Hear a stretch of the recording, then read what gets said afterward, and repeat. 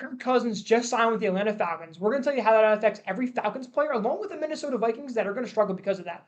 Dak, what's happening to the Falcons?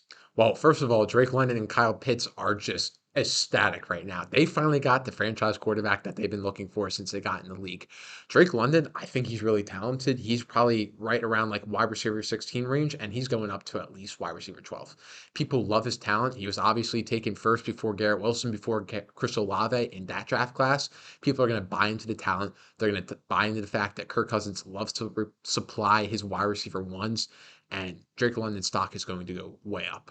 What about Kyle Pitts, Jeff? Kyle Pitt's stock is also going to go up. You saw the way that Kirk Cousins in his career fed Jordan Reed when he was with Washington. TJ Hawkinson now with Minnesota. He is able to distribute the ball to all his weapons and make them all fantasy relevant. So it's a huge upgrade for Pitts as well as London, as you just said. With that, Dalton, how does this impact Bijan Robinson? Also huge for Bijan. All these players getting a massive bump. Desmond Ridder didn't really throw the ball to Bijan that much. I think Kirk Cousins will. He can't really run, so he's going to have to dump it off to his running backs. So Bijan's going to get the receiving work. The offense is just going to be also significantly better, which is going to help improve Bijan's yards per carry, along with his touchdowns, giving them that massive 20-plus point per game upside. Just all around huge for the Falcons. Now let's talk about the Minnesota Vikings. Dak, how does this impact Justin Jefferson? Yeah, so Jefferson, up until now, he was the wide receiver one in Dynasty, and that's going to change. Jamar Chase, he's tied to Joe Burrow for the rest of his career. He's going to jump Justin Jefferson. Jefferson has produced in the past with guys like Nick Mullins and Kellen Mond, but, it's not Joe Burrow. Whoever is going to replace Cousins is not Joe Burrow, so you have to drop Jefferson to wide receiver two. He's still in that S tier because he's still an incredible player. He's the best wide receiver talent in the NFL. He's just not the wide receiver one for Dynasty anymore.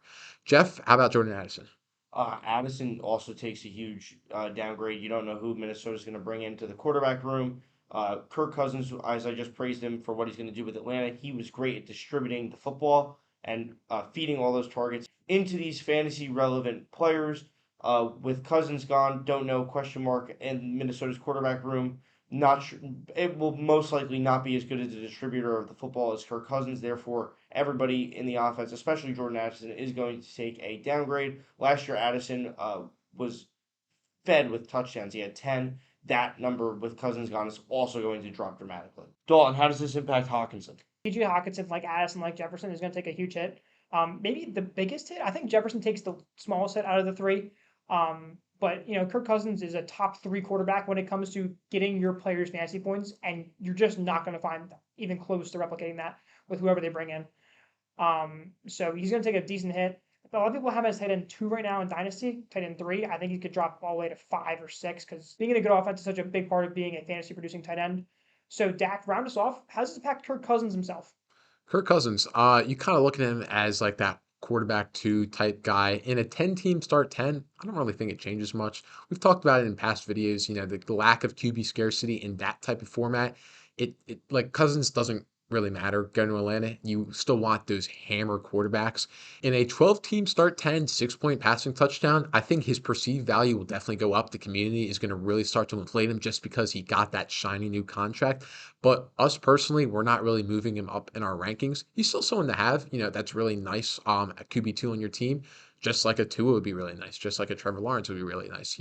Quarterback twos in that type of format just are more important. But we're not moving up Kirk Cousins in our rankings. He's still kind of old. The situation, it doesn't really change. Kirk Cousins has been who he's been his entire career. So we're not changing him in our rankings. But his value is definitely going to go up in the community. Yeah. Thanks for watching. I hope you enjoyed the video. Make sure to like and subscribe and check out other videos.